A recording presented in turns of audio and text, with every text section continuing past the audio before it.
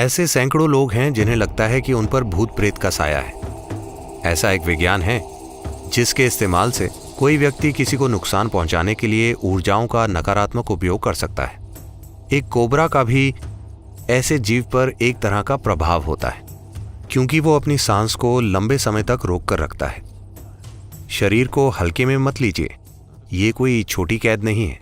पर जब व्यक्ति को अनुभूति होती है कि वो भीतर कैसे आया था, अब उसे पता होता है कि बाहर कैसे जाना है।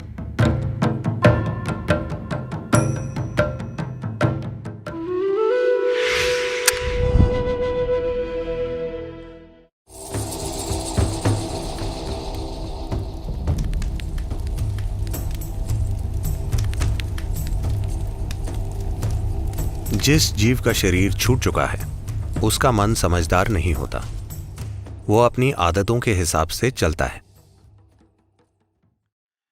उसका कर्मों वाला हिस्सा जो अभी विलीन नहीं हुआ है, वो एक तरह की आदत बनाएगा जो उस जीव को वैसी ही दिशा में ले जाएगी। वैसी दिशा का मतलब है जहां भी ऐसा जीवन हो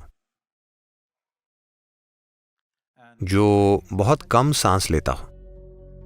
उदाहरण के लिए इमली का पेड़। अगर आप दूसरे पेड़ों को देखते हैं तो आप पाएंगे कि कई पक्षी रात में आराम करने के लिए वहां बैठे होंगे, पर कोई भी पक्षी इमली के पेड़ पर नहीं बैठेगा, क्योंकि इमली के पेड़ के चारों ओर ऑक्सीजन का स्तर बहुत कम होता है।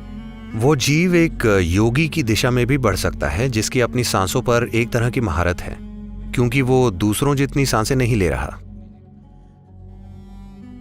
एक कोबरा का भी इस जीव पर एक तरह का प्रभाव होता है, क्योंकि वो अपनी सांस को लंबे समय तक रोक कर रखता है।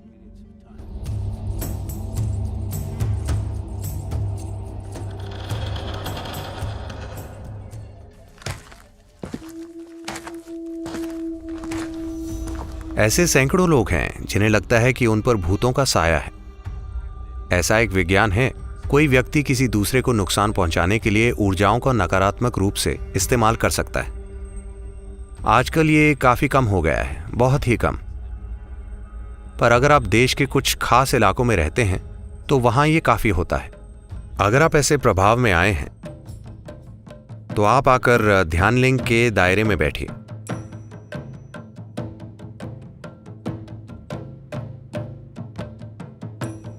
Because there are occult dimensions to Dhyanalinga which just nullifies all this.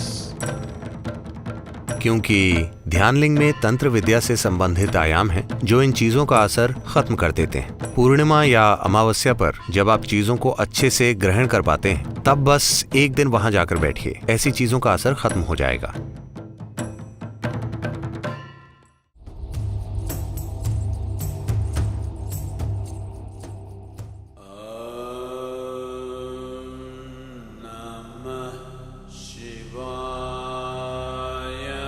Your physical body is something that you have loaned from the planet on which you're living. आपने अपना शरीर इस धरती से उधार लिया है, समय आने पर धरती उसे वापस ले लेंगी। लेकिन आपके दूसरे आयाम, खास तौर से आपका कर्मों वाला हिस्सा, वैसा ही बना रहता है। अगर वो जागरूकता के एक निश्चित स्तर पर हो तो शरीर छोड़ चुका जीव एक तरह से सुख में होगा। It is this that is being referred to as heaven.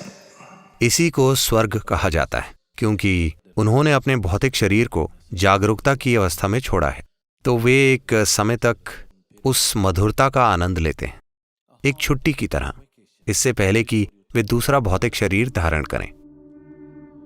इसी तरह अगर लोग डर, बेचैनी, क्रोध की अवस्थाओं में, अज्ञानता की अवस्थाओं में शरीर छोड़ते हैं,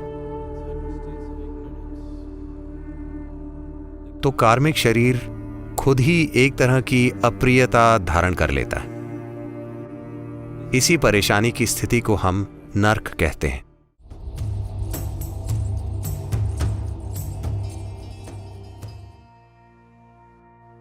आमतौर पर जब कोई मरता है तो आप कहते हैं वो व्यक्ति अब नहीं रहा, लेकिन वे सच नहीं है।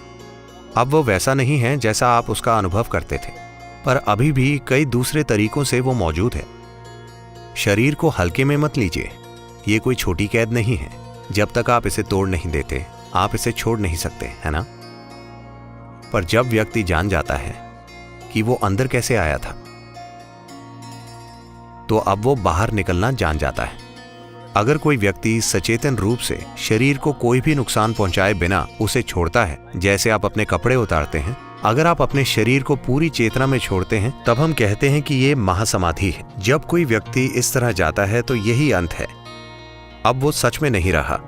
जिसे आप मैं कहते थे वो विलीन हो गया और सृष्टि का हिस्सा बन गया। शून्य से शून्य तक की यात्रा पूरी हो गई।